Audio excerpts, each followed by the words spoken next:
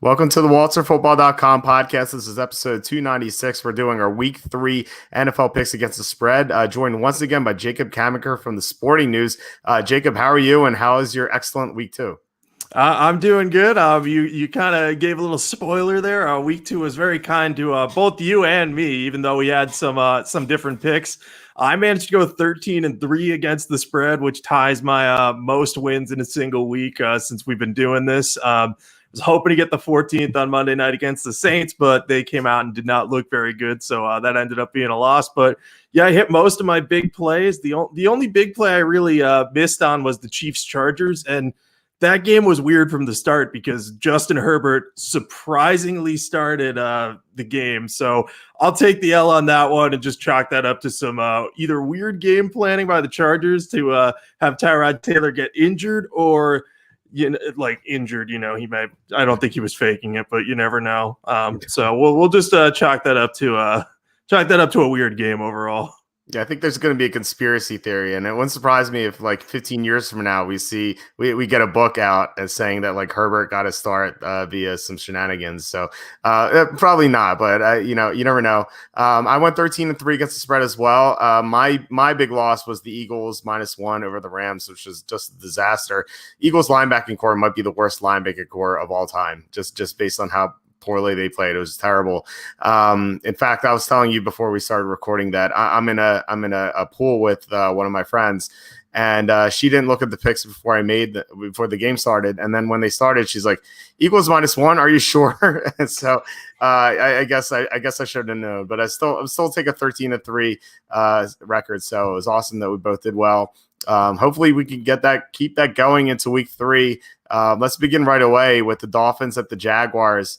The Dolphins open up -1.5. It's up to 3. So who do you like in this game? That should be a lot of fun. Yeah, I'm not a huge fan of this line. I think this line is actually dead accurate. It's exactly what it's supposed to be. So I have trouble picking this one, but I'm on the Dolphins right now. This would be a no bet if it was a Sunday game, but I'm going to probably bet 1 unit on them. I get the Jaguars hype. Gardner Minshew has been much better than I expected, and he's really living up to he's exceeding expectations at this point. And the Jags have been very, very competitive through 2 games, and they're 2-0 against the spread, while the Dolphins are 1-1. But I just think the Dolphins are the better coached team. I think that they can match up pretty well with what the Jaguars have on defense. Byron Jones is questionable, which gives me a little bit of pause. But even if he's out there, their secondary is still strong enough where I think the Dolphins could win this game. And if they don't, I think it's going to end up being a field goal score. We saw the Dolphins get carved up by Josh Allen last week. But you gotta understand that they also limited Cam Newton to 21 points, so they should at least have a chance to slow down Gardner Minshew enough and keep pace with them. So I'm going with Brian Flores and the Dolphins. I just think Flores is a better coach than Marrone, but I will give Marrone credit for what he's accomplished so far. But I'm on the Dolphins for 1 unit. Not super confident in this game though. You're more confident than I am. I'm not going to bet this game in all likelihood unless something changes on the injury report. But I like the Dolphins as well. I feel like the most likely results of this game are either the Jaguars winning by 3 or the Dolphins winning by 3, and we get either the win or the push by taking the Dolphins +3. The advanced line on this game was Jaguars -1, so it's gone up 2 points just because Jacksonville hung tight with Tennessee, which I guess, you could say that's impressive, but then on the other hand, Tennessee played the very late game Monday night against the Broncos. They won at the last second, and they had to play in a short week. So I don't think Tennessee was at 100%. So I think if they had more time to prepare for that game, and if they weren't coming off a last-second win, they may have beaten the Jaguars by more. So I think that was maybe a little misleading. So either way, I think the Dolphins look okay. But, as you said, Brian Jones being out will help Jacksonville a lot. So not very confident. I like the Sunday games a lot more than this one. Yeah, this is definitely one of my least favorite games. Again, the only reason I'm betting it is because I can't make myself not bet the Thursday night. It's like just something I can't ever do. It just sets the tone for my week. I'm also 5-1 in prime time this year, so I've got to see if I keep that streak going. Undoubtedly, that will change, but we'll see. Yeah, I definitely hear betting the standalone games. Like a lot of people do that. I probably would if it wasn't for DraftKings. I just enter in a bunch of DraftKings contests, and that's how I get my gambling fix, I guess. So before we get to the Sunday games, please hit subscribe if you're watching on YouTube. That would help us out a lot. Hit the like button, share this video. That would be amazing if you guys do that to help support the show. All right, first game on Sunday, the Raiders are at the Patriots. Raiders off that Monday night win, which was not expected. I had the Raiders covered, but I didn't think they'd beat the Saints. Raiders at the Patriots. Patriots open up -5.5, up to 6.5. So who do you like in this game? Yeah, I like the Patriots this one. I will say the Raiders did make me reconsider this at least a little bit, because I was a little concerned after seeing how well they played on offense. I was like, oh, are they going to be able to beat the Patriots? Then I kind of looked at the matchup, and the weapons the Raiders have fit what Derek Carr likes to do, with the exception of Henry Ruggs, but he kind of keeps defenses honest deep. That's what he's been doing so far. So that's worked out nice, but the Patriots should be able to find a way to eliminate either Darren Waller or Josh Jacobs, make one of them a non-factor. My bet would be that they would go after Waller and, maybe put one of their cornerbacks on him and give them some help over the top. Because if they can shut down Waller, then you're talking about the likes of Hunter Renfrow and Brian Edwards and Henry Ruggs, a solid group of receivers beating you through the air, but no one that the Patriots secondary feels like they can't cover. And I'm pretty sure that I'm pretty sure what we're going to see is Josh Jacobs will get some yards and keep that offense moving a little for the Raiders, but I think they're going to have trouble moving it through the air and kind of scoring on the Patriots. And meanwhile, Cam Newton, he's proving to be excellent. He was phenomenal against the Seahawks. I really did not expect him to play as well as he did. But he's been a machine on the ground, and he threw for nearly 400 passing yards. So against a weak Raiders defense, he's going to have a good chance to repeat his success. And the good news for the Patriots is the Raiders are very bad against the run, especially running backs. I think they're the second team against running backs on the ground. So Cam, Sony Michel, James White, all those guys are going to have a chance to rack up rushing yards. So I just think the Patriots match up well here. I'm not sure how much I'm going to bet on this game. I have it down for 1 unit right now. There's a little worry about a look ahead for the Patriots, looking ahead to the Chiefs, but because they're 1-1, the Raiders are undefeated. I think they'll take this game seriously enough. Yeah, we're on the same side again, so 2 for 2, which is nice. I think this is a rough spot for the Raiders because they were playing on the West Coast on a Monday night, and now they have to go to the East Coast to play an early start time. I know that's a little overrated, like the whole early game on the East Coast for the West Coast teams.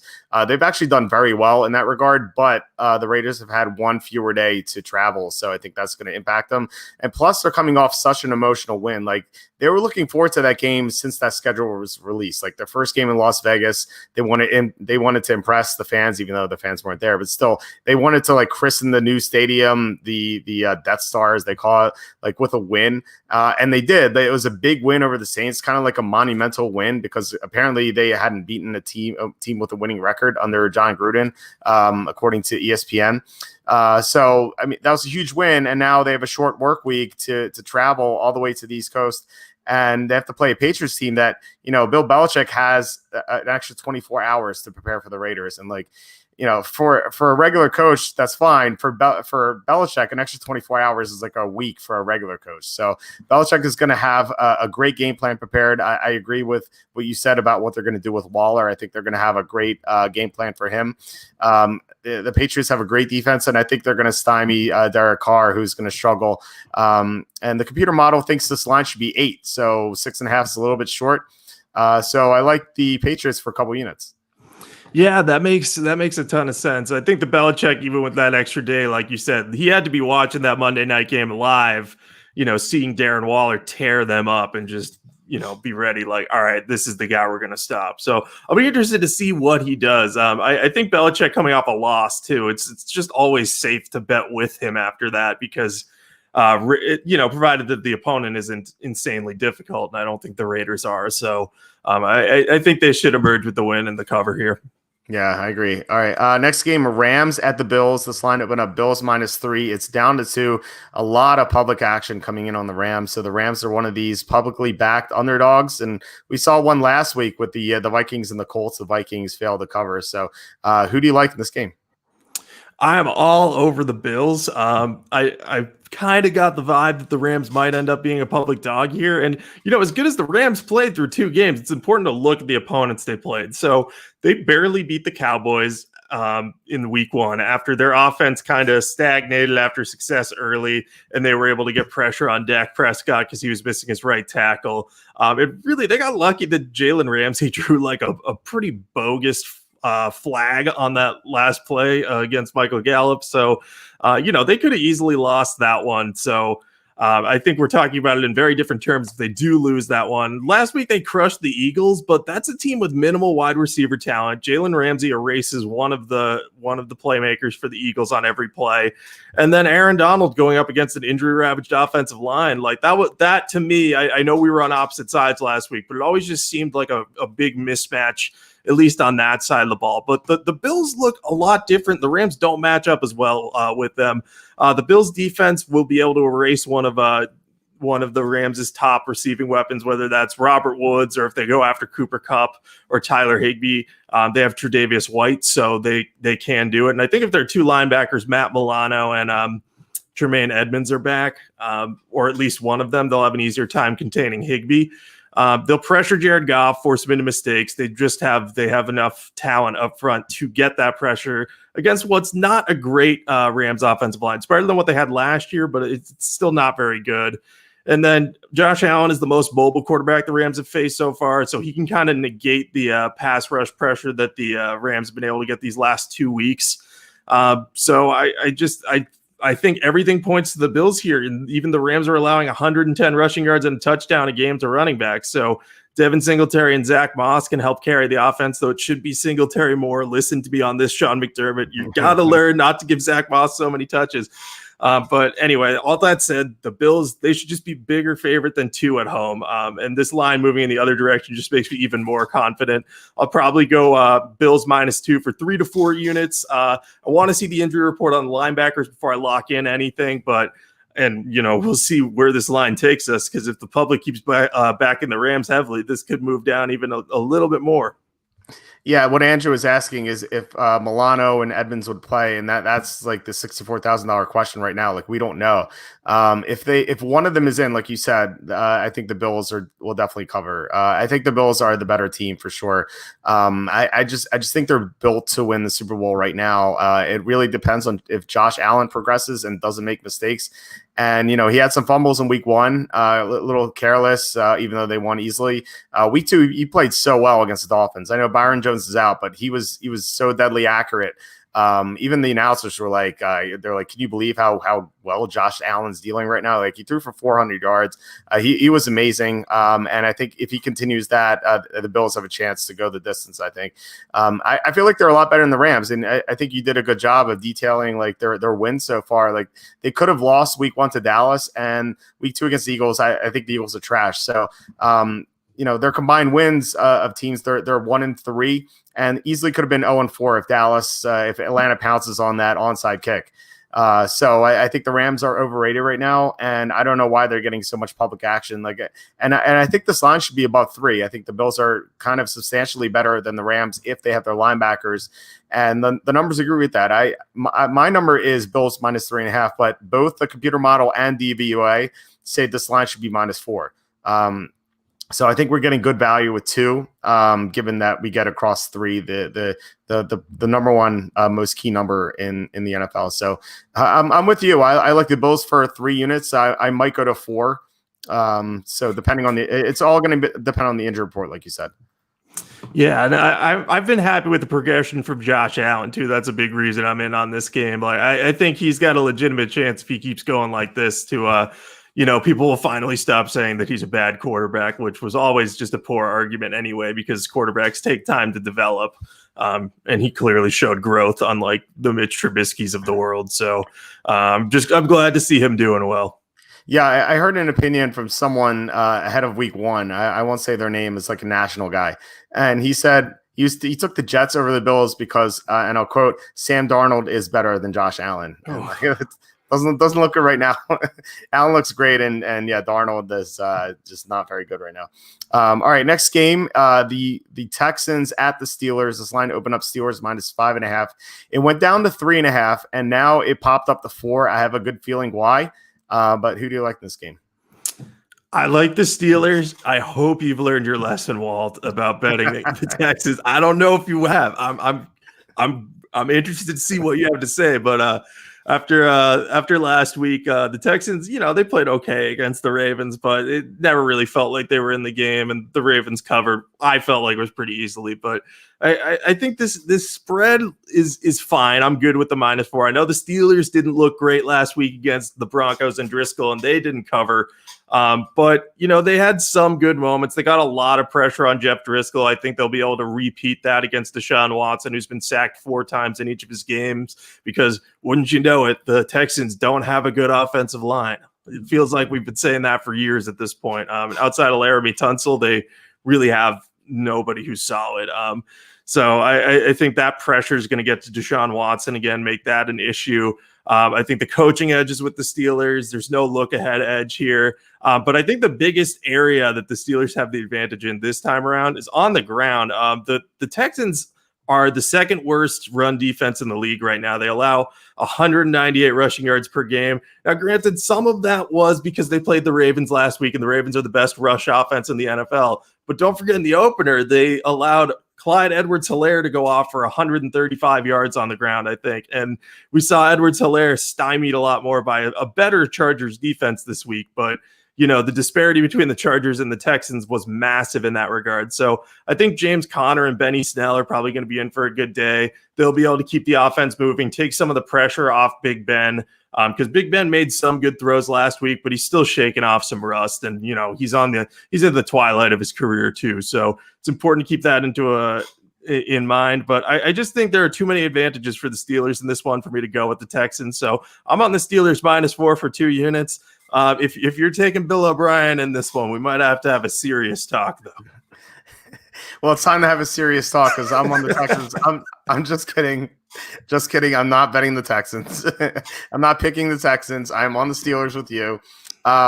So on the site, I put down that I might take the Texans depending on David DeCastro.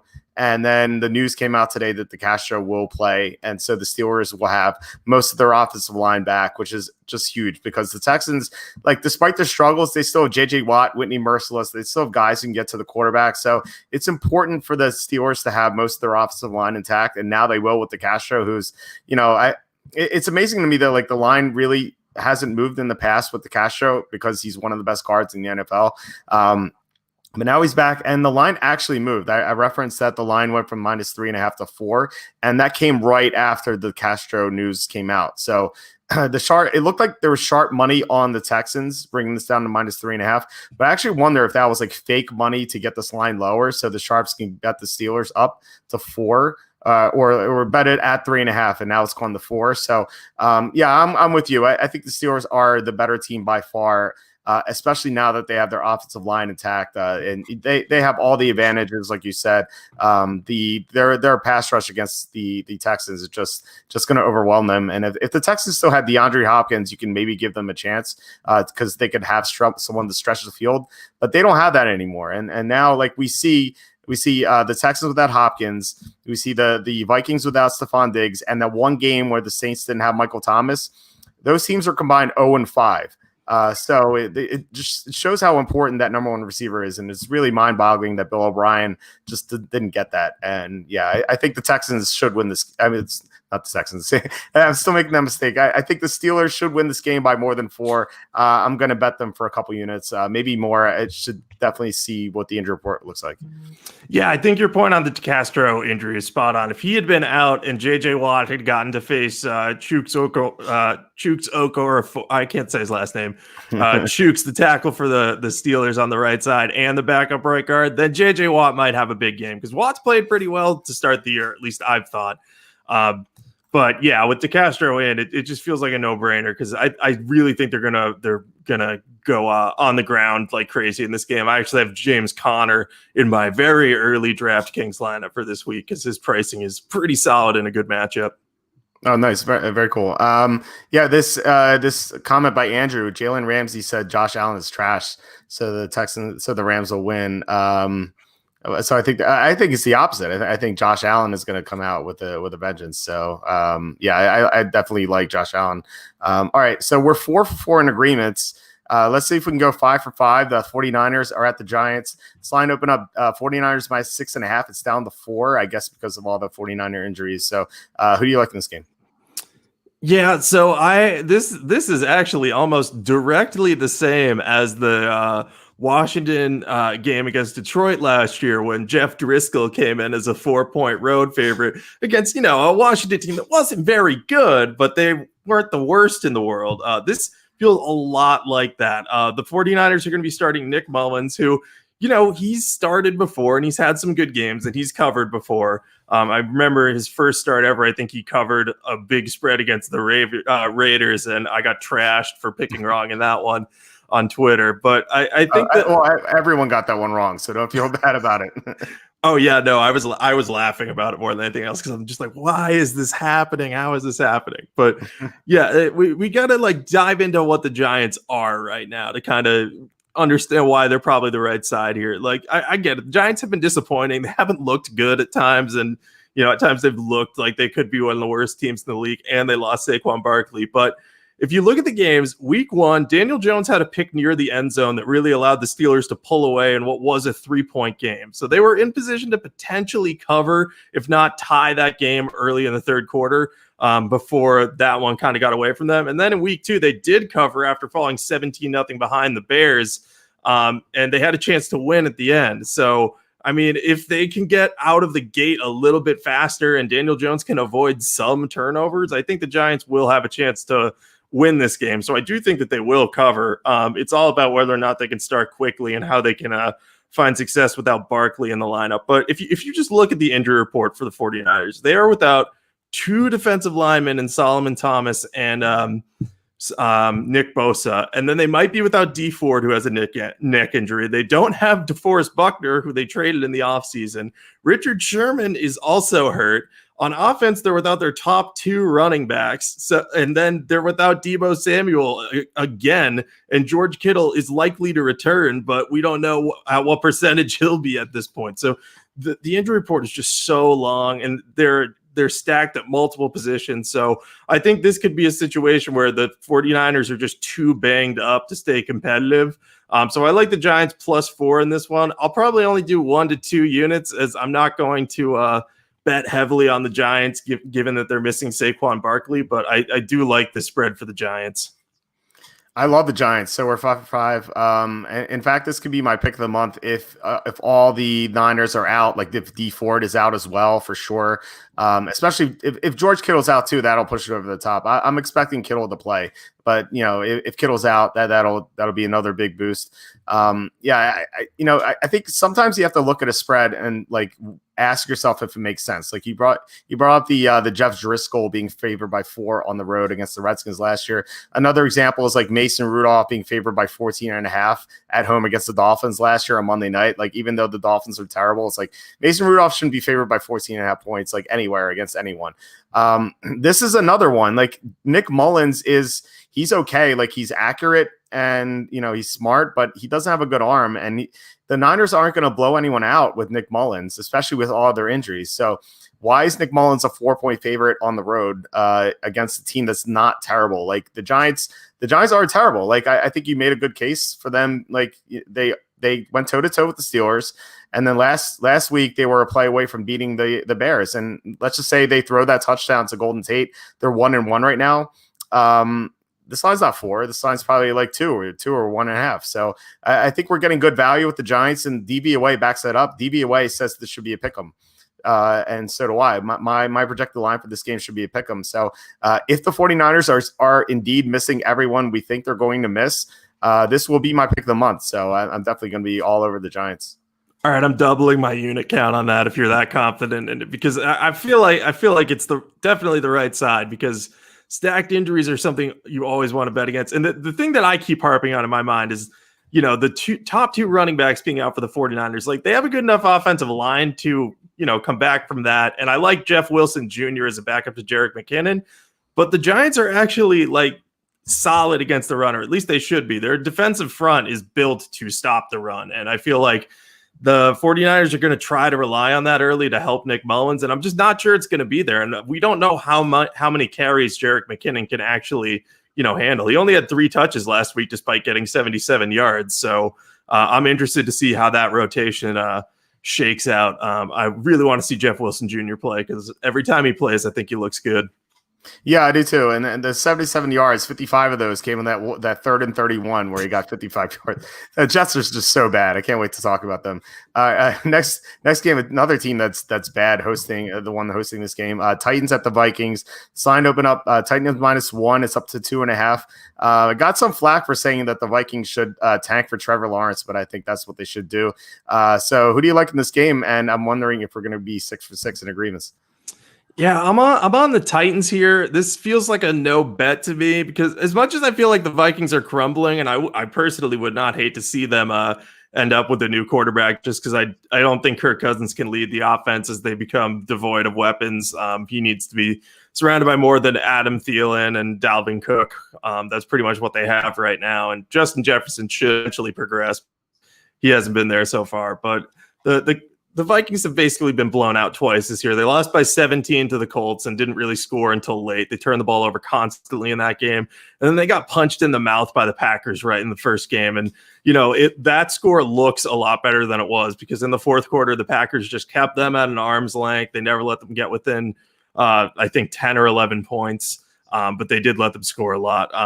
So I'm not a big fan of the Vikings here. Meanwhile, the Titans, they've been nothing short of consistent on offense. They've missed a million field goals, but Ryan Tannehill is continuing to take advantage of opposing defense's weaknesses. I never really thought I'd be saying that again this year, but he should be able to take advantage of the cornerbacks on Minnesota's team, because they are very young and they just do not look pro ready, which is no fault of Mike Zimmer's own. Without a real offseason, it's hard to get them acclimated, but all of their cornerbacks have 3 or fewer years of experience, including 2 rookies.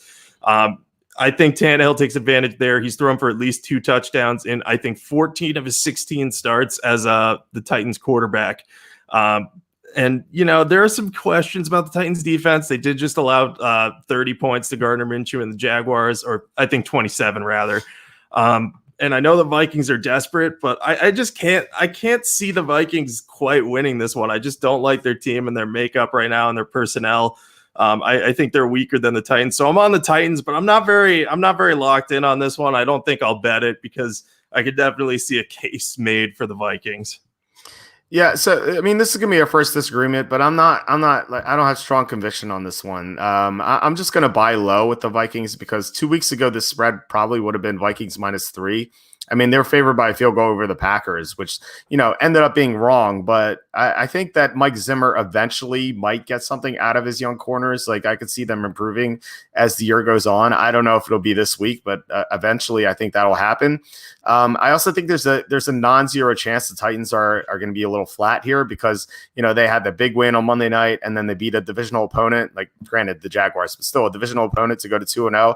And now they have to play a team that's 0-2. This looked miserable, and the Vikings are going to try to avoid 0-3. I feel like they're going to be desperate and they're going to try some new things, and maybe it'll pan out.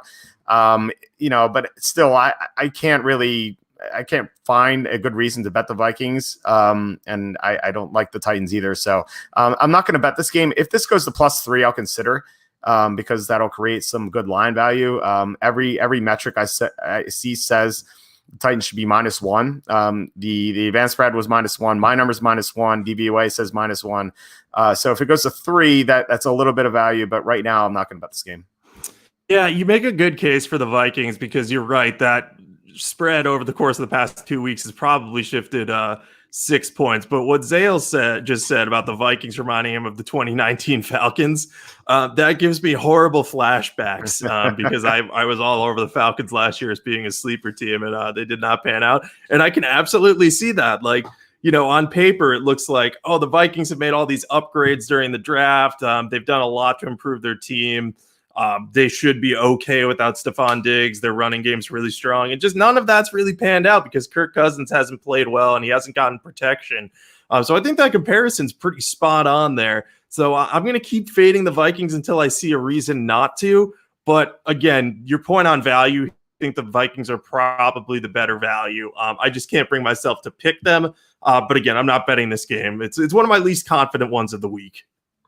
Yeah, you know what? I mean, what you say makes sense. Like in the stock market, you don't try to catch a falling knife. You wait until there's a sign of a bounce back. And so maybe you're right. Like I'm probably going to be wrong in this game. I have no conviction, like I said. So I don't really care if I get this one wrong, to be honest. But the next one I like a lot more. The Redskins at the Browns. Browns are favored by 7. This opened up at 4. So there's a lot of action coming in on Cleveland. So who do you like in this game? I like Cleveland for 1 to 3 units right now. It depends on the injury report, but if you just look at this matchup, this is either going to be like a Browns blowout or Washington's going to keep it close and the Browns are going to win by a field goal. And I have a lot more faith that it's going to be a blowout. Sorry to my Washington fans and friends who might be watching this.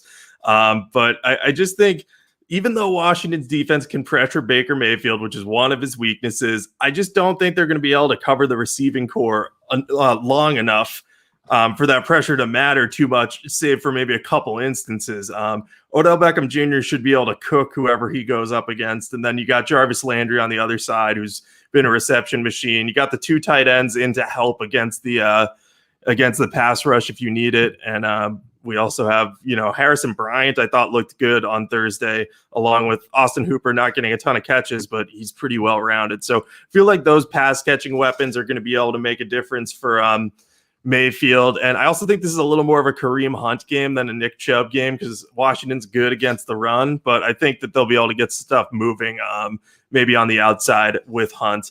But really, the main reason that I like the Browns in this one is Washington's offense is bad. They don't have anything right now at all except Terry McLaurin. Like Dwayne Haskins, he could eventually grow into something, but his offensive line is terrible.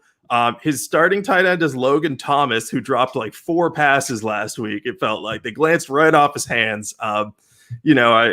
That's fine, whatever. But then now you're also talking about Brandon Sheriff's not going to play, so you're losing your best offensive lineman who wasn't playing well anyway. So you're relying on Schweitzer to come in as a backup for an offense that's averaged 3.5 points in the second half so far this year. I just have no faith that Washington's going to be able to do anything on offense. I'll be looking at if Greedy Williams or Mac Wilson come back, then I'm going to be even more gung-ho about the Browns. But, until we see something out of this Washington offense, I just can't imagine them covering against the Browns, who looked really good against the Bengals defense on Thursday night and really should have covered that game if not for our good friend Backdoor Joe Burrow. Yeah, that was a wild ride. Like 2 times going down the field. That was awesome. I actually I was texting back and forth with one of my best friends, Dave, who's on our show together for the fantasy review, and he gave his condolences after the Browns scored a touchdown. And I texted him back. I'm like, wait, there's a little bit more time. let's see what happens. And the Bengals got the backdoor, which is nice. I like the Browns here quite a bit. My stance is if in the NFL, if you can't block, you can't win, and you probably can't cover. And the Redskins can't block right now. Under normal circumstances, you could say, okay, maybe they can survive with Sheriff and then Morgan Moses and their center. The right side of their offensive line is pretty good under normal circumstances, but Sheriff is going to be out. So the Redskins offensive line, I think, is by far right now, considering the injury, is the worst in the NFL. And they're going against Myles Garrett, Sheldon Richardson, Olivier Vernon, all those players who are good. The Browns should dominate the trenches on that side of the ball. So I think the Browns should control this game. And you're right, the Redskins can get some pressure on Mayfield, but I think the Browns offensive line is better this year. So it's not going to be like last year where they had Greg Robinson starting a left tackle. They'll at least give Mayfield a chance to get some protection. And then, last week I remember you saying that the Redskins had no answer for Hopkins. And I feel like it's the same thing with Odell Beckham and also the tight ends, like you were talking about. So I think this is going to be a blowout. I really can't see the Redskins competing, especially with the Browns having more time to prepare. Yeah, it just doesn't feel like a good matchup. Like I feel like if Sheriff's healthy, then you could at least argue like, all right, they got one good side of the offensive line. Maybe they can hold up enough. But yeah, this just doesn't feel like it's weird because you feel like they match up better against the Browns than they do against the Cardinals, but they may perform even worse just because I don't know. This just does not feel like a good game for Washington. If the Redskins had lost to the Eagles and they were 0-2 right now, I think this line would be higher, So I think that's something else to keep in mind. We had a quick question. I want to get to this. Where do you rank the Vonti Freeman as a waiver wire pickup this week? I'm not sure if Freeman starts for the Giants. Like they were comfortable with Wayne. I saw a report saying they were comfortable with Wayne Gallman as their backup. I know he wasn't active last week. But that's because Barkley was playing, and I think Gallman's going to start. And I think Freeman, it's kind of like Leonard Fournette, where he has to learn the offense. So I think. I would pick up Freeman just if you had the roster space, but I'm not very convinced that he's going to get the carries over Gallman. What do you think, real quick? Yeah, I think Freeman's the type of guy who should eventually emerge as the leader, if he's up to snuff with his conditioning and everything. But I think he's going to have to be eased in, like he hasn't played since last year. He hasn't been in camp, and I'm sure he's been keeping in shape. I'm sure there's no doubt about that, but like you said, he has to learn the offense. So I could see a very frustrating split between Dion Lewis, Wayne Gallman, and then a few carries early for Devontae Freeman. So I would pick him up, but I think if you're desperate for running back help, like my dad is, you definitely have to consider him. But if you're kind of like, oh, he'd be my fifth running back, maybe try to capitalize on some other longer term plays there or shore up at another position. Yeah, I have Barkley in one league, so I might make the move, even though I don't like it too much. Probably try to get Mike Davis. All right, next game, Eagles at the Bengals at the Eagles. This line opened up Eagles -5.5. It went to 6, and now it's back down to 5.5. So not sure what that's about. So who do you like in this game? So I don't know. My first instinct was like I should bet the Eagles here because they're going to be desperate. And the Bengals just got gashed by the Browns. But then I think about it more, and it's like, the Eagles, they can't block. They're kind of terrible in most facets of the game on offense right now. And the Bengals were without their top 2 defensive tackles, or 2 of their top 3 defensive tackles last week. And the middle of the field is where Joe Burrow likes to throw. The Eagles don't really have anyone to stop like Tyler Boyd and Drew Sample, as weird as that sounds to say. It's a small sample size for Drew Sample. I'm sorry, I had to do that. See what you did there. Yeah, no, I've been waiting pretty much all day to make that joke after my boss made it to me. So it's a small sample size for him anyway, but he should find a way to get succeed. Burrow loves throwing to his slot receivers and tight ends, so that's the way to beat this Philly defense. So even if they get pressure on Burrow, I'm not convinced that they're going to hold the Bengals to enough points to make this cover here. I think the Eagles could win because I think they are really desperate for a win. But at the same time, I wonder if they're just like they might just be not good. Like outside of their defensive line, I'm trying to think of what other position group they might have that's even above average. Like their offensive line, it was when they were all healthy, but they're not healthy. Running back is good with Miles Sanders and Boston Scott. Maybe you could argue that, but pretty much everywhere else, there's holes in their team. So I actually had written down that I was going to be on the Eagles for one unit, but I'm shifting this to the Bengals. I think backdoor Joe Burrow is going to make maybe another backdoor cover if he doesn't beat the Eagles outright here. This line's just a little too high for me. I can't explain why, but it just doesn't feel right. Yeah, I took out my phone because I want to read a text from Kenny, our good friend Kenny, that I got. He texted me at 5:12. He says, "Have the Eagles earned the right to be a near touchdown favorite?" I said, "Nope," and then he said, "Ha." So I don't get this line. Why are the Eagles favored by 5.5? I don't understand it. My line for this game, and maybe some people will think I'm crazy, my line for this game is Eagles -1.5. So I want to explain that. I'm giving 2 points for the home team, which I think is correct. Not sure. I think the Eagles and the Bengals are about the same. And the half point goes to the Bengals because they have extra time to prepare. So that's where I get -1.5 from. Some of the other metrics disagree with me, but I think the Eagles are terrible. Like you said, outside of their defensive line, which isn't as good as it should be. Like Fletcher Cox is amazing, but the rest of the defensive line isn't really producing as it should. And then obviously you have the running backs and the tight ends. Like those are great. But Carson Wentz not seeing the field well. The offensive line is not blocking well. Their linebackers, as I said, probably the worst linebacking core I've seen in 20 years. I've been covering the NFL. It's just so bad. Like, how do you get burned on play action every single play? Like, that's all the Rams are doing is play action to end the rounds. And Jared Goff didn't misfire for the first 27 minutes of the game, which is absurd. Darius Slay is a good corner, but outside of that, they don't really have much in the defensive backfield. So, I think the Eagles and the Bengals are the same. We're getting 5.5 points, and yeah, like we have backdoor Joe who can get the cover if we need it. I'm not even sure we need it. Like the Bengals might win outright, so I like the Bengals here. I'm going to bet them for. I have TBA units because I want to see, as you referenced, that they were missing Geno Atkins and Mike Daniels, 2 of their top 3 defensive tackles. If one of them comes back, this is probably going to be a multi-unit play for me. Yeah, I think I wasn't confident on this game at first, but now that I hear that you're on this side, I'm more confident in it. It just, the Eagles feel like one of those classic teams that everyone was like, oh yeah, they'll have a shot in the NFC East title, and just things are completely falling apart. And there's also that stat you love to bring up about Carson Wentz without Brandon Brooks. He's what now? Is he like 0-7 or 0-8 without him in the lineup? Yeah, it's really amazing how bad he is without Brooks. It's truly remarkable. Yeah, so he just doesn't deal well with interior pressure. And I feel like the Bengals can generate enough of that if their defensive tackles come back. And either way, the spread's too high. We'll go with backdoor Burrow. I'm sticking with that nickname because I feel like he's going to get a backdoor cover every week this year. That'd be pretty sweet. He looks great. And the way Wentz should be better than this, but the way Wentz is playing, I think Burrow might be the better quarterback in this matchup. Maybe a little overreaction.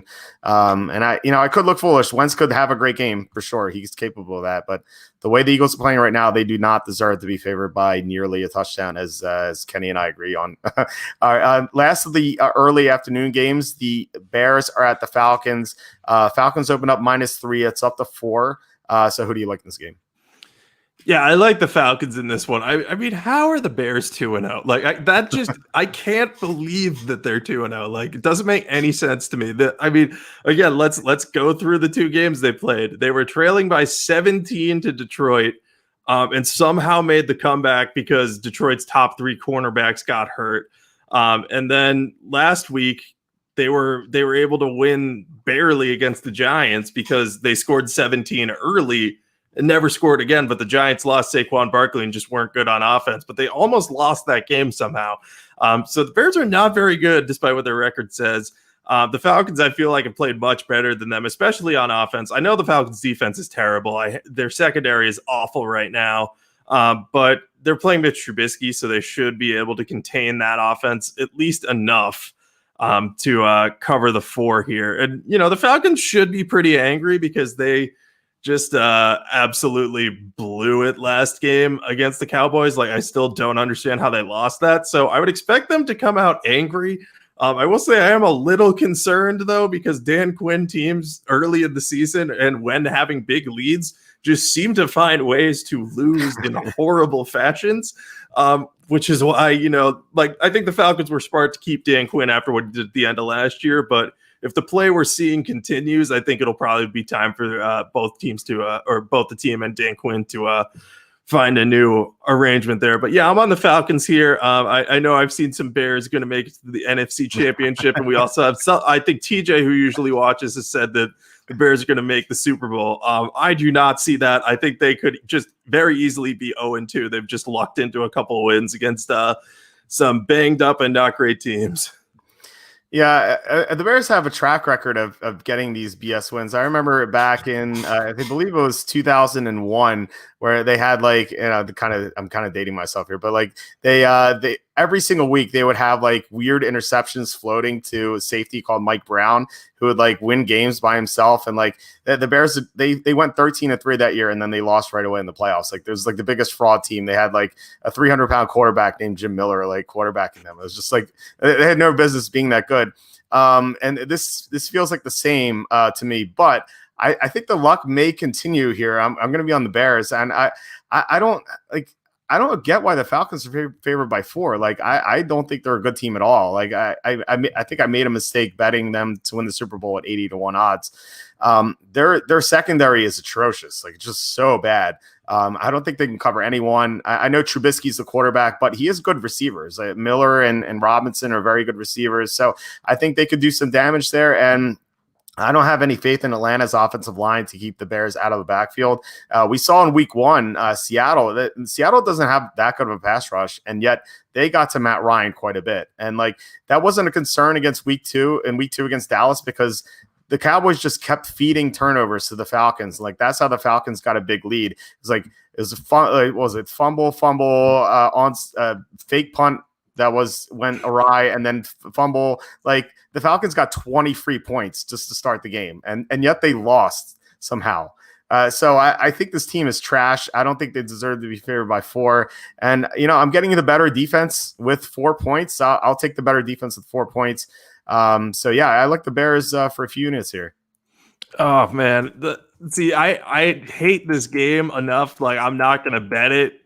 And now hearing you make the case for the Bears after remembering what the Falcons actually did last week, man. Now I feel like I want to switch my pick, but I'm going to stick with the Falcons just because I have this sneaking suspicion that they're going to find a way to win this game, and I'm probably going to be wrong because we're always wrong when we're confident in the Falcons. But, we'll see what happens. I could very easily see what you say panning out, but I was hoping for a better line on this game, honestly, because if Chicago was favored, I'd feel more confident. Yeah, for sure. I agree, and I thought the Bears were going to be favored before I saw the lines. I was like, I usually make my own lines, and my personal line for this game was Atlanta -1. And then I saw that the Atlanta was favored by 3.5 or 4, and I'm like, what is happening? And there's a lot of public money coming in on Atlanta, so yeah, people loved what they saw from the Falcons before they blew that game. But like I said, Dallas just kept giving them points for free. Like, Atlanta didn't really do anything that impressive in that game. Maybe Julio Jones, if he catches that pass, they win. But yeah, it seems like they just got lucky, Yeah, I'm going to have to think long and hard about changing this pick. We'll see as the week goes along. I may change this one. So I'm not that confident in this. So if you're watching this, listen to Walt over me here. Yeah, well, hopefully that pans out. So let's get to the late afternoon games. There are a lot more than usual. So there are 5 late afternoon games, beginning with Jets at the Colts. Quite the doozy here. The Colts open up -6.5. It's up to 10.5. There's actually an 11 at Bookmaker. So who do you like here? I'm on the Colts here. I mean, the Colts just crushed the Vikings by 17, and the Jets lost by 18 to the 49ers, despite the fact that the 49ers lost like half of their team to injuries during the game. I just think there's not a lot to like about the Jets, and there's a lot to like about the Colts. They bounced back from a bad week 1 performance and loss. Phillip Rivers didn't turn the ball over as much against the Vikings. And the Colts defense is limiting opponents to 208.5 yards per game and 19 points per game. The yardage mark is best in the league. And they've done it against teams that aren't great, but have enough offensive weapons that you'd expect them to move the ball. I feel like if Phillip Rivers doesn't make the turnovers in week 1 against the Jaguars, the Colts could be 2-0 and this line could be even higher. The Jets have probably quit on Adam Gase, and if they don't get Jamison Crowder back, they don't have any real weapons. The Colts can contain them. We're going to see a lot of Frank Gore getting the ball again, which, was great like 10 years ago. And I love Frank Gore. The fact that he's still in the league is great, but he's not a lead back anymore, but he's getting treated like one. So I just think the Colts are going to run away with this one. I have them -10.5, 1 to 2 units. I don't like betting on lines this high, but I will do it because I just have no confidence in the Jets. Yeah, this is Colts or nothing. I feel like the Jets are the worst team in the NFL, I think, by far. And you don't bet on the worst team in the NFL. Just don't do it. It's a loser move. It looks great. And like 10 years ago, back before the new CBA, I think something like this could be possible when teams had way more practice time, and like the bad teams could maybe scheme something and like get something going against the good teams, but that's not the case anymore. Just fade the worst teams in the NFL. Go with the Colts. if for me, I don't know. I don't know if I'm going to bet this game yet. Like you mentioned, Jamison Crowder, and that's big. I think if Jamison Crowder's on the field, the Jets will have a chance to get a backdoor cover because Crowder's a good player. Like we saw what he did against the Bills. He scored a long touchdown out of nowhere. I feel like that can happen. But if Crowder's out, who's Darnold going to throw to? There's no Crowder, no Mims, no Rashard Perriman, no Le'Veon Bell. It's just a bunch of scrubs like Braxton Berrios and Chris Hogan, like the rejects who wouldn't be playing anywhere else. So, I like the Colts unit number pending for me. Humble brag. I started Braxton Berrios in DFS last week. I did not cash my lineup, but he produced 17 points. So I was happy about that. Very nice. My DFS lineup did not do well. It did well in week 1, but not well this past week. I was at his question. What do you think about the Colts to win the division at plus 200? Which sports book is that? Because I'm kind of want to bet it. What do you think?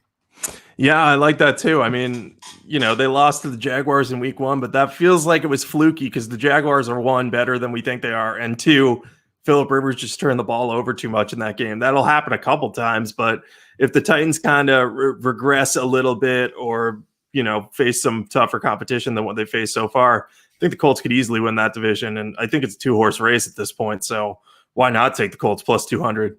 Yeah, and the Colts usually dominate the Titans. It's kind of like been a one-sided rivalry. So, I like that a lot. I'm going to go looking for that during the week. All right, next game, Panthers at the Chargers. This line opened up -6.5. It went to 7.5, and then it just plummeted to 6.5 out of nowhere on Tuesday afternoon.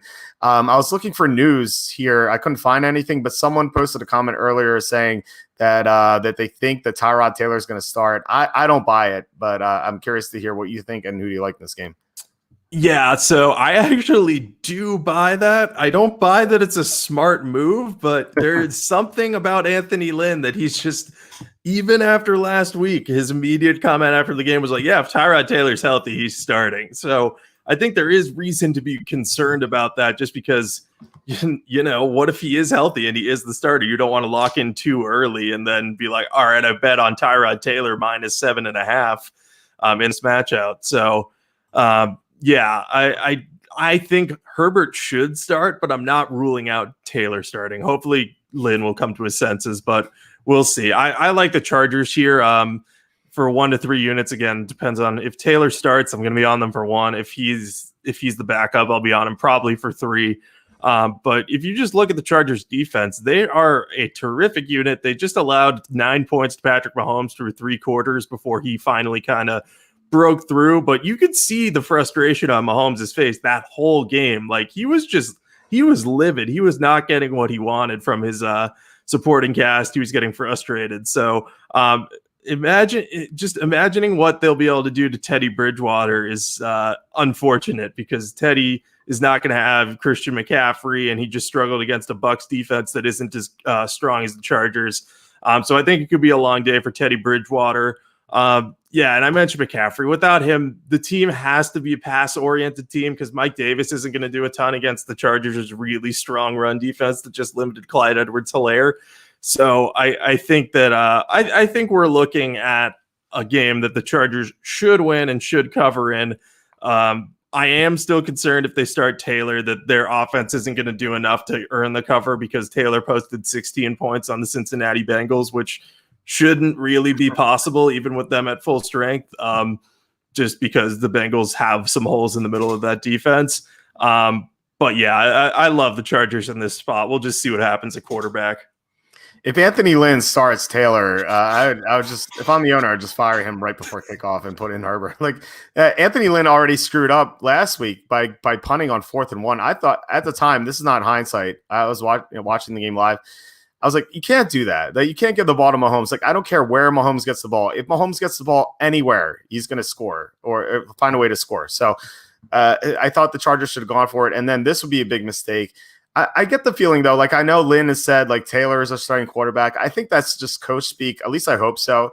Because Herbert's a rookie. I don't think Lynn wants to kind of like give the rookie like a big head or anything. It's like, it reminds me of what Bill Parcells used to say all the time.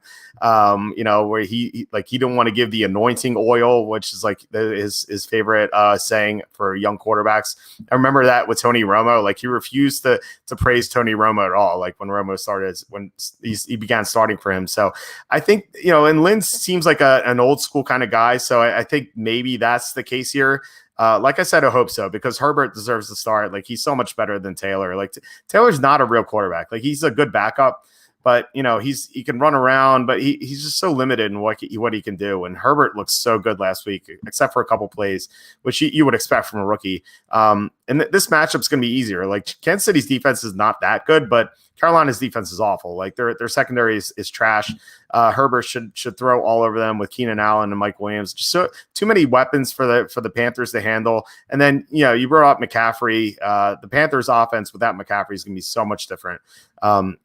Especially against that Chargers secondary, which is great. Like, they're going to shut down Moore and Robbie Anderson, and then Bridgewater is going to see so much pressure. I just don't know how the Panthers are going to score. So, if Herbert does end up starting, I like the Chargers for sure. Might bet a couple units on them. If it's Taylor, I might take Carolina, or I might still go with the Chargers. We'll see. Either way, it'll be 0 units. Yeah, no, that makes sense. If Taylor plays, I probably will just avoid this game, because I don't think the Panthers are strong enough to cover, but you never, especially without McCaffrey, but you never know. Also, let's talk about the Panthers run defense for a second. The last 18 games they've played, they have allowed 33 rushing touchdowns. That includes 3 rushing touchdowns each game they've played this year, which is just mind-blowing to me. So they're averaging like pretty close to 2 rushing touchdowns allowed per game. So if you have Austin Eckler or Josh Kelly in your fantasy leagues, you better start them. And I actually am going to play a DFS lineup, I think, that has both of them in it, because of that's just how bad that defense is against the run. It is so bad. I mean, how fitting was it when Leonard Fournette ran for that touchdown to cover the spread at the end? I think I had 1 unit on the game, so like I wasn't really sweating it. But still, it was nice to see, and like the least surprising thing of week 2, I think. Yeah, absolutely. It was just one of those moments you're like, oh yeah, Leonard Fournette's just gashing the Bucks or the Panthers defense. That makes perfect sense. Yeah, he did that the year before when he was the Jaguars. He had a big game. McCaffrey had a bigger game. That was like an awesome back and forth kind of game that we had last year. So yeah, definitely not a surprise. Next game is Lions at the Cardinals. This line opened up -3.5. Arizona -3.5. It's up to 5.5 or 6. So you can get whichever one you want right now, depending on the sports book. So who do you like in this game? Yeah, speaking of bad run defenses, I like the Cardinals because Detroit can't stop the run against anybody at all.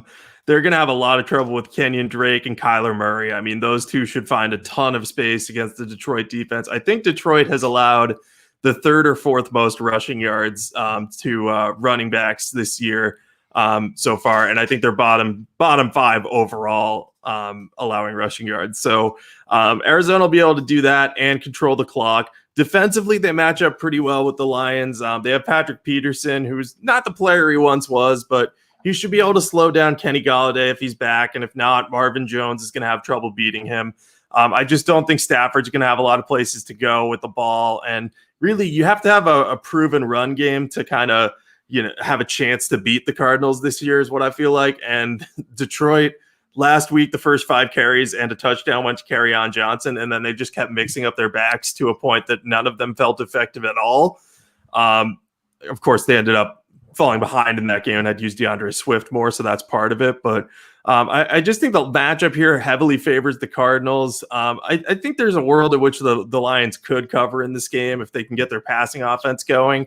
But I just don't have much faith in them. Meanwhile, the Cardinals, I feel like, have come out very strong in each of their first 2 games and played very competitively.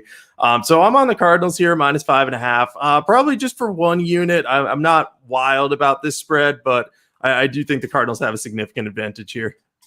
Yeah, I think you're right. I'm on Arizona as well. The unit count is pending, though, depending on what happens with the Lions injury report. The Lions have been so banged up. Like they were missing Kenny Golladay, and he's coming back, which helps. But they were missing 2 out of their top 3 cornerbacks last week, and their top 3 cornerbacks in the fourth quarter against the Bears. So that, Desmond Trufant was out, and Justin Coleman out. Justin Coleman's not coming back, but maybe Desmond Trufant could come back. They were also missing 2 starting offensive linemen with the Halipuli Vatai. He was out, and so was Joe Dahl. So they have a bunch of injury questions right now. So I think it's hard to handicap this game at the moment. But if the Lions get all of their players back and they're going to be more competitive, I'm probably going to stay away from this game. I might still take Arizona for no units, but if the Lions are still missing a bunch of players, then I think Arizona is definitely the pick for a couple units at least. So yeah, I'm going to be in Arizona with you. Yeah, I think that offensive line injury is the big one to watch because Halapuli Vaitai will have to block Chandler Jones if he's healthy. And if not, I think it's Tyrell Crosby's their backup tackle. So I don't think Crosby would be able to do much against Jones. So that's definitely a big one to watch. But it feels like the Lions have always been banged up in recent years. So it's just unfortunate because you feel like if they could stay healthy, they might have a decent team. Yeah, I feel bad for Stafford. It's just snake bitten his whole career with, bad coaches or bad GM moves or bad luck with injuries. Like, just seems like everything just always goes wrong with him or for him, each year. Like, I hope that, if the Lions finish with the worst record in the NFL or a second worst, which is possible, and they're probably going to take Trevor Lawrence, Justin Fields, and just get rid of Stafford's bad contract. Like, I hope he goes to a well-run team, and if that happens, I think they can make a deep run into the playoffs. Like, I still think he can be really good. It's just that he's had no luck at all, and that continues to be the case this year. Yeah, maybe depending on what happens with Cam Newton and the Patriots, if the Lions bottom out, draft a quarterback, maybe Stafford could land in New England if Cam goes elsewhere or is too expensive for New England to keep. That'll be an interesting guy to watch. Another opportunity would be Pittsburgh if Ben Roethlisberger's career is over after this year. So there's going to be a lot of veteran quarterbacks to watch. I feel like, the Brady's, Breeze, Rivers, Roethlisbergers, they're getting to the end of their rope in the league. So Stafford may have a chance to go to one of those perennial contenders if the Lions do move on from him.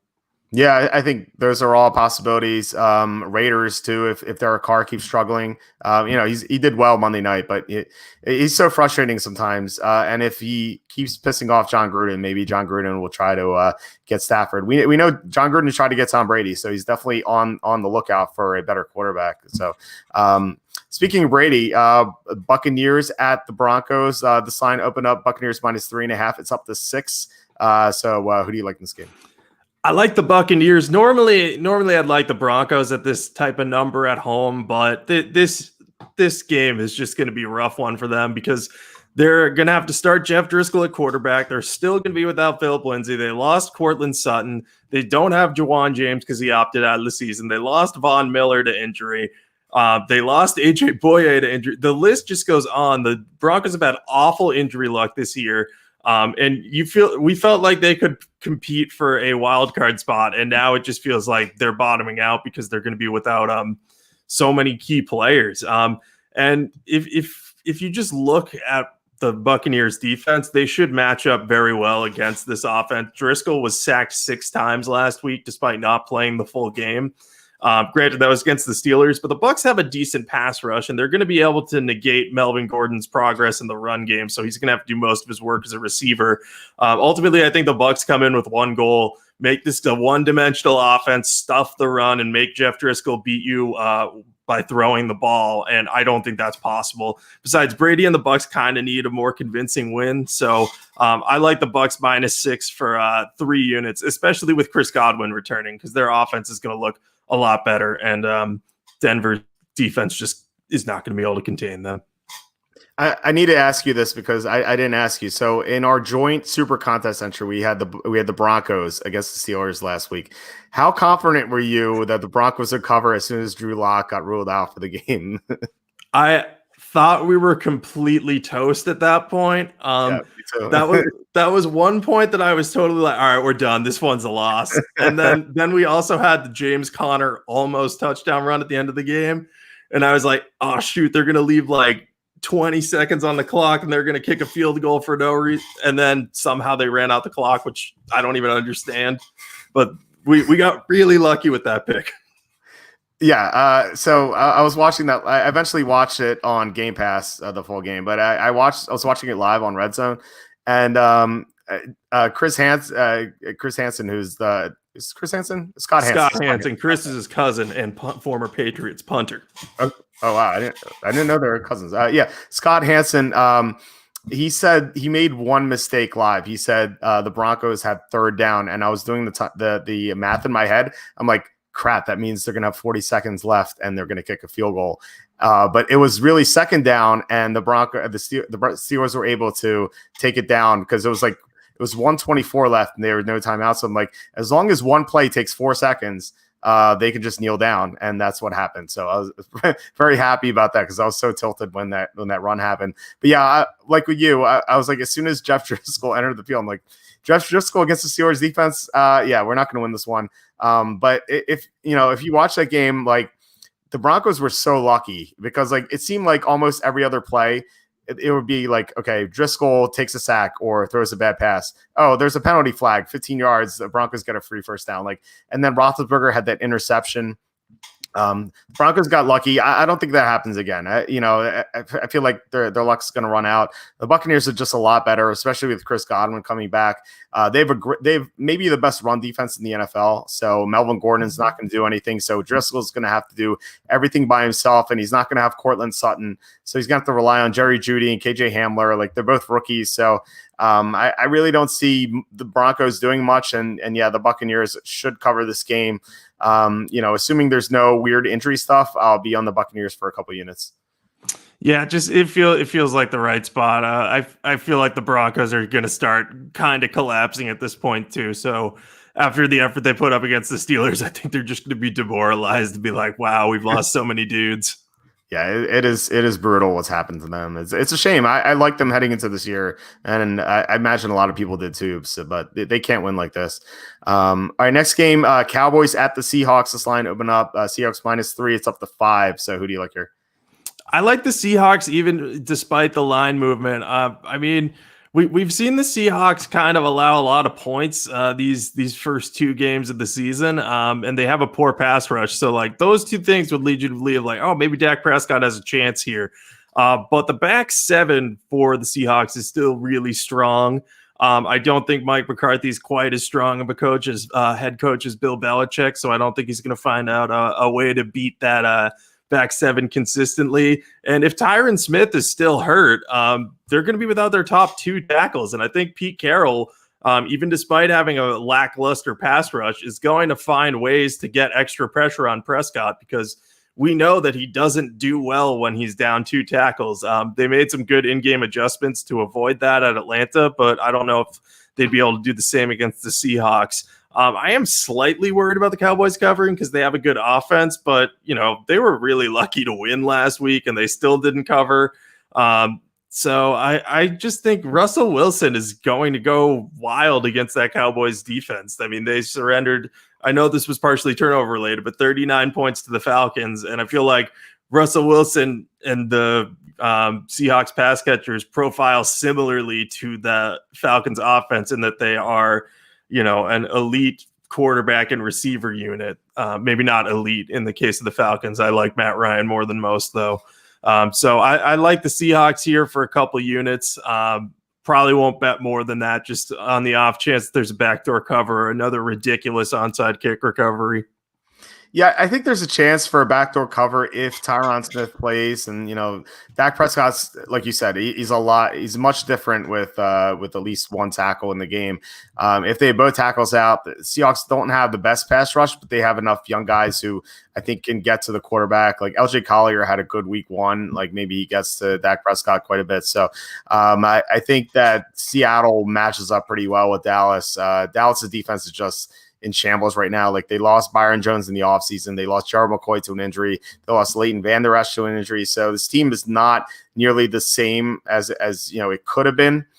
So I think Seattle shouldn't have any trouble scoring on the Cowboys. Like DK Metcalf was able to do well against Stephon Gilmore, and the Cowboys have no one even close to Gilmore. Most teams don't, but the Cowboys definitely not. They have a horrible secondary. So I think Metcalf and Lockett are going to have big games here, and Seattle should win this easily. But like I said, I'm afraid of the backdoor cover. So if Tyron Smith plays, I'm not going to bet this game. If Tyron Smith's out, I might bet Seattle for a unit or two. Yeah, I think if Tyron Smith plays, I probably won't bet this game either. I think it's just too much of a risk of that backdoor cover. But yeah, I agree with your point, especially the Stephon Gilmore one. I mean, it took perfect throws from Russell Wilson too to beat Gilmore. There was one downfield where Gilmore was in perfect coverage. Metcalf still caught it. I saw a lot of people being like, "Oh yeah, Gilmore got burned by Metcalf," and I'm like, "Oh, he did not get burned. Russell Wilson's just that good." And I feel like we're going to be seeing a lot of that this year. Right now, like he's probably one of the it's 2 weeks into the season, but he's one of the favorites for MVP along with Aaron Rodgers and Josh Allen, just because I keep track of that on a week-by-week basis. Yeah, nice. I thought he should have won last year. Like my argument was with Lamar Jackson won, but my argument was if you take out Lamar Jackson and put in an average quarterback, I think the Ravens still would have had a chance to make the playoffs. Whereas if you took an average quarterback and replaced him with Russell Wilson on the Seahawks, I think that Seahawks team goes 4-12 or 5-11. So I thought that Russell Wilson should have won MVP. And yeah, I agree. I think he's the front runner right now. But yeah, we have 15 weeks to go, so we'll see what happens.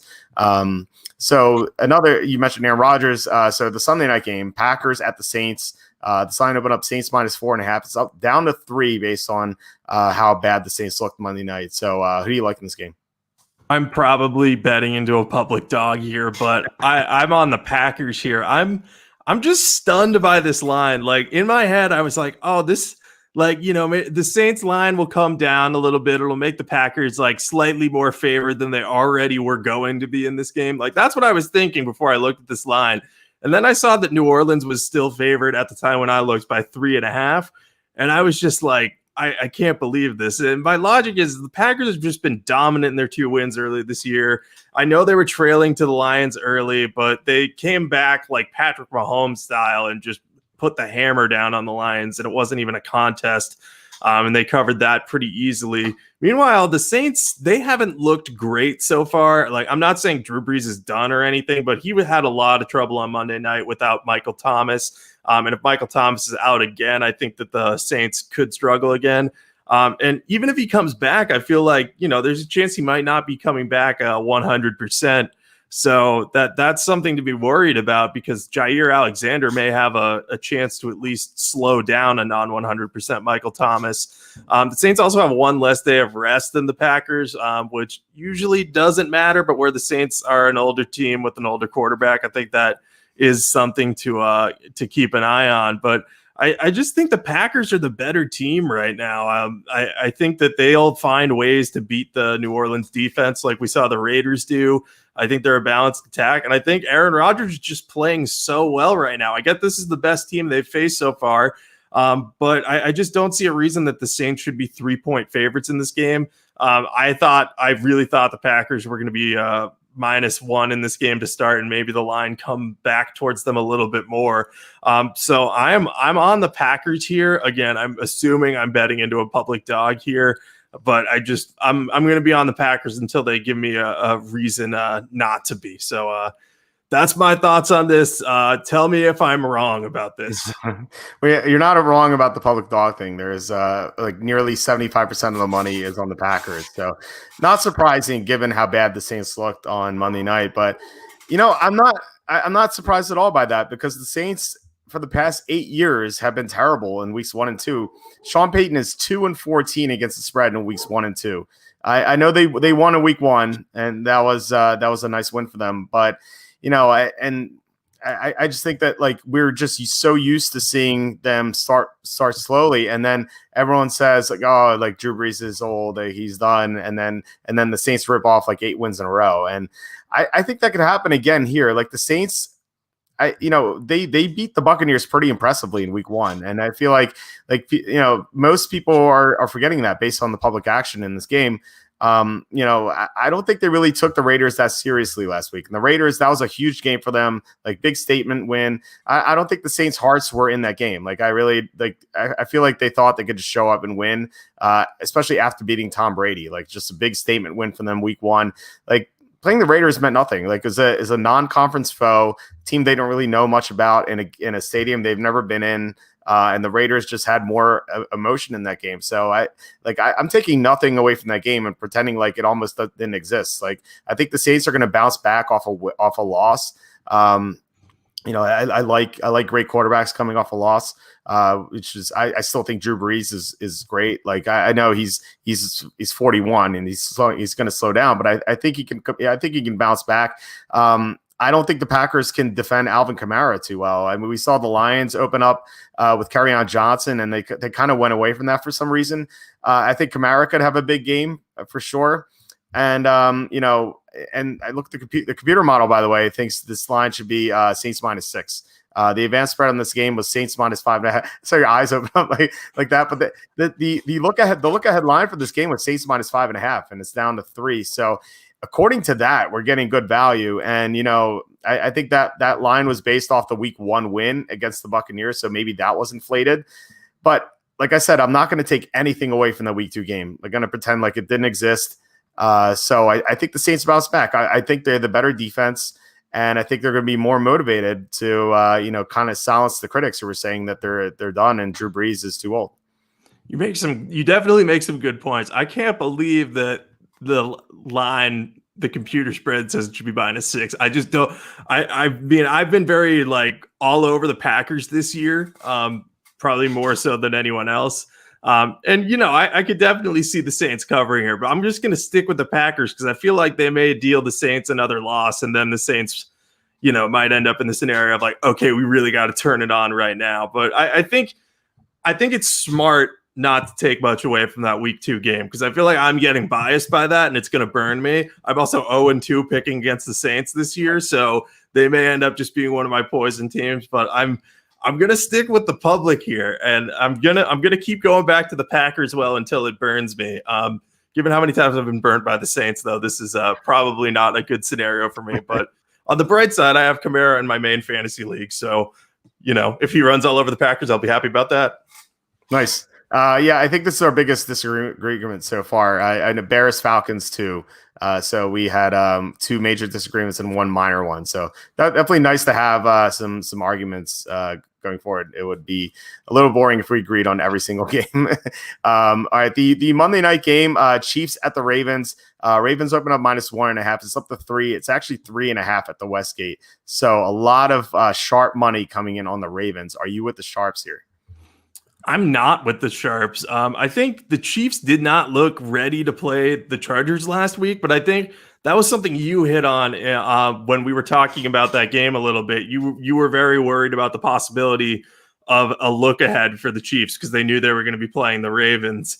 And they could overlook the Chargers a little bit, especially with some extra time to prepare. We kind of wrote that off because of that extra time, but that didn't end up mattering because Justin Herbert ended up being a surprise starter in that game. So there were a lot of weird takeaways from that game. And my number one takeaway from the performance against the Chargers was that Patrick Mahomes can come back from any deficit to win any game at any time. Other than that, I'm taking away nothing from how they started, nothing from how Patrick Mahomes looked early in the game when he was being stymied by that defense. I don't think that impacts Kansas City. I think they'll have a chance to beat Baltimore. I know Baltimore's looked excellent to start the year, and Kansas City's run defense wasn't very good against the Chargers last week. But I think Andy Reid's going to have a game plan ready to at least slow Lamar Jackson down, slow the run game down. I'm not sure how much I'm going to bet on this one, but I am on the side of the Chiefs here. I think I might do it 1 to 2 units. Again, it's a primetime game, so I'm not going to be able to avoid it. But yeah, I think the Chiefs feel like the right side to me right now. I feel like Patrick Mahomes and company are going to be ready for this game after kind of a lackluster effort last week. Yeah, I agree with you. I'm not seeing what the sharps are seeing here because they seem to be very confident. Like I mentioned that, sometimes there's phantom line movement like we saw in the Steelers game where they'll bring a line down to get a better line.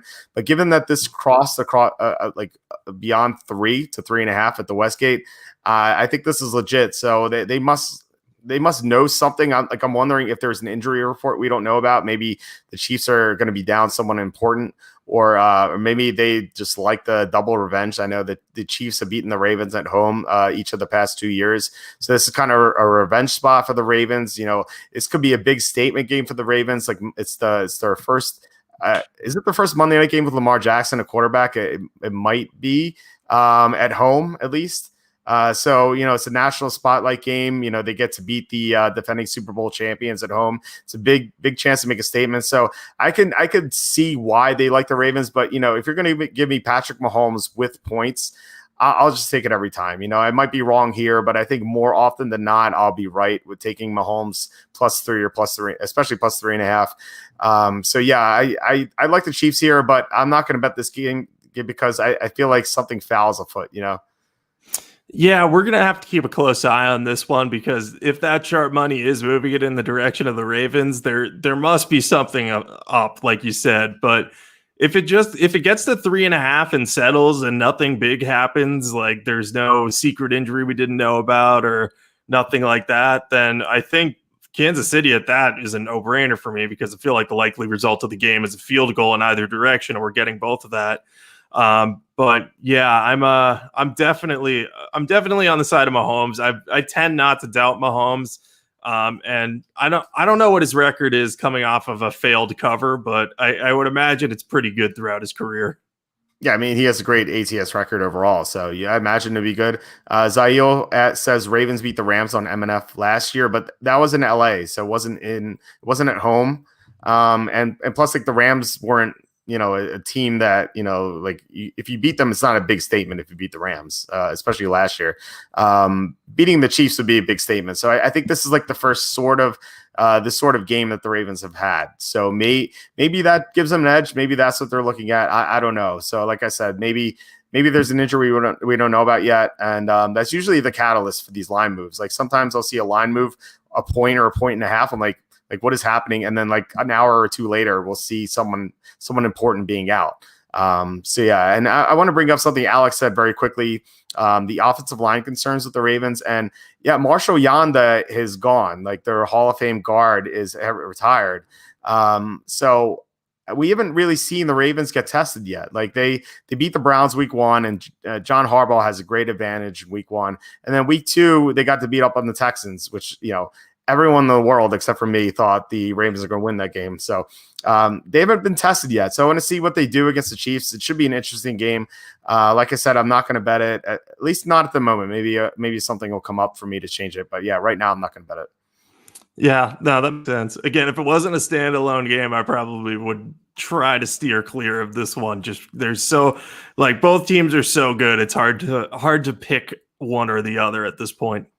Okay. Last thing, Survivor. So week 1, we both screwed up with the Colts. Did not pan out well. Week 2, we both had the Packers. You kind of convinced me on the Packers. So we went with the Packers and that won. So if you're able to buy back in, you might still be alive. So who do you like for week 3? My pick for week 3 would be the Browns over the Redskins. I like the Browns a lot against the spread. And the Redskins are terrible, especially without Brandon Sheriff. So I think the Browns should be able to win easily. Yeah, I definitely like that pick. I'll go in a different direction. I think the Buccaneers against the Broncos. I think that should be a pretty easy win because you're talking like Jeff Driscoll against Tom Brady. I will take Tom Brady 10 times out of 10 in that one. But I think both of those would end up being good picks. This is kind of there's a lot of good matchups this week in Survivor, but there are not a lot of like elite ones that I'd target. So I think those two are probably the best. Yeah, that makes sense. All right. That is it for this week. Do you have anything to plug?